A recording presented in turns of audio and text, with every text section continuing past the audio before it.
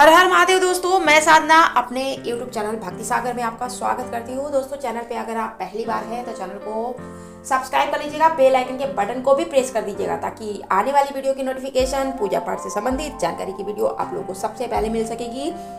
Video अगर आप लोगों को पसंद आती है तो प्लीज़ एक लाइक जरूर से कर कीजिए और कमेंट सेक्शन में जो है हर हर महादेव यहाँ अपनी कमेंट्स लिखना ना भूलिए। तो दोस्तों, वीडियो को आगे ले चलते हैं और आज की वीडियो में मैं बात करूंगी साल 2023 में अहोई अष्टमी कब है। 4 या 5 नवंबर को जानेंगे इसके शुभ मुहूर्त के बारे में, इसकी पूजन विधि के बारे में, इस दिन किए जाने वाले कुछ खास उपायों के बारे में और साथ ही जानेंगे इस दिन के व्रत कथा के बारे में। तो दोस्तों, चलिए वीडियो शुरू करते हैं। अहोई अष्टमी कार्तिक माह के कृष्ण पक्ष की अष्टमी तिथि के दिन मनाई जाती है। इस दिन माताएं अपने पुत्र की दीर्घायु के लिए इस व्रत को करती हैं और तारों की छांव में व्रत का पालन करती हैं। यह व्रत एक माँ अपने पुत्र के प्रति प्रेम को दर्शाती है।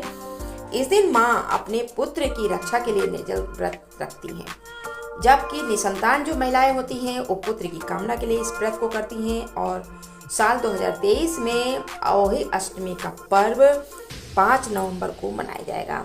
अहोई अष्टमी 4 नवंबर की रात को 5:59 पे शुरू होगी और अहोई अष्टमी की तिथि की समाप्ति जो है 6 नवंबर की सुबह 3:08 पे होगी। तो उदय तिथि में यह व्रत 5 नवंबर को किया जाएगा और इस दिन पूजा का शुभ मुहूर्त शाम को 5:33 से लेकर 6:52 तक का रहेगा।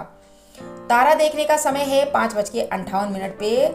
साल 2023 में अहोई अष्टमी का व्रत जो है बहुत ही खास माना जा रहा है, क्योंकि इस दिन रवि पुष्य योग सुबह 6:36 से लेकर 10:29 तक रहेगा और इस दिन सवाद सिद्धि योग भी सुबह 6:36 से लेकर 10:29 तक रहेगा। दोस्तों, चलिए जान लेते हैं कि अहोई अष्टमी की पूजा विधि क्या है। इस दिन सुबह जल्दी उठना है, स्नान करना है, पूजा के समय पुत्र की लंबी आयु और उसके सुखमय जीवन की कामना करनी है। इसके बाद अहोई अष्टमी व्रत का संकल्प लेना है।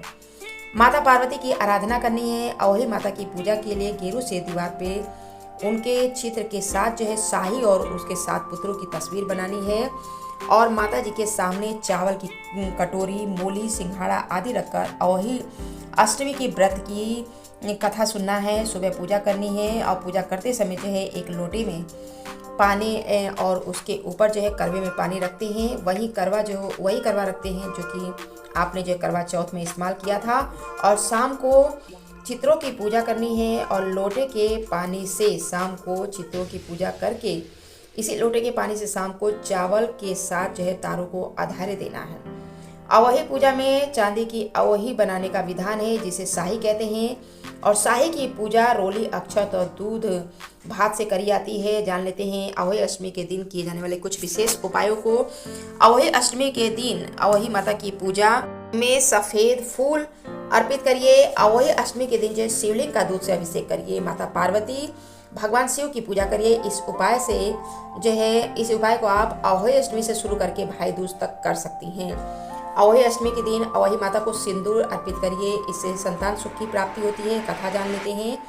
किसी गांव में एक साहूकार रहता था, उसके 7 बेटे थे। दीपावली से पहले साहूकार की पत्नी घर की पुताई करने के लिए जो है खदान गई और वहां पे कुदाल से मिट्टी खोदने लगी। दैवक से साहूकार की पत्नी को जो है उसी स्थान पे एक शाही का मान था जहां वह अपने बच्चों के साथ रहती थी। अचानक कुदाल जो है साहूकार की पत्नी के हाथों शाही के बच्चों को लग गया, जिससे उस बच्चे की मृत्यु हो गई। शाही के बच्चे की मौत का साहूकारनी को बहुत दुख हुआ, परंतु अब वह कर क्या सकती थी। पश्चाताप करती हुई वह अपने घर लौट आई। कुछ समय के बाद साहूकारनी के एक बेटे की मौत हो गई। इसके बाद लगातार इसके 7 लड़के जो है एक के बाद एक करके मरते गए। इससे वह बहुत दुखी रहने लगी। एक दिन उसने अपनी पड़ोसी को शाही के बच्चों की मौत की घटना सुनाई और बताया कि उसने जानबूझकर कभी कोई पाप नहीं किया है। वह हत्या उससे गलती से हुई है, जिसके परिणाम स्वरूप उसके 7 बेटों की मौत हो गई है। यह बात जब उसको पता चली तो गांव की वृद्ध औरतों ने जो है साहूकार की पत्नी को दिलासा दिया। वृद्ध औरतों ने साहूकार की पत्नी को चुपचाप करवाया और कहने लगी कि आज जो बात तुमने सबको बताई है, इससे तुम्हारा आधा पाप नष्ट हो गया है।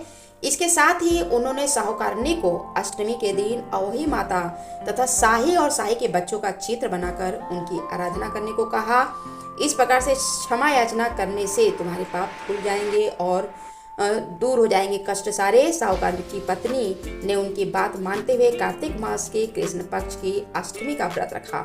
वह विधि पूर्वक पूजा करी, क्षमा याचना की। इस प्रकार से हर साल जो है नियमित रूप से पूजा करने लगी, व्रत का पालन किया करती थी, जिसके बाद जो है उसको 7 पुत्र रत्नों की फिर से प्राप्ति हुई और तभी से जो है अहोई अष्टमी की परंपरा चली आ रही है। दोस्तों वीडियो में इतना ही, धन्यवाद।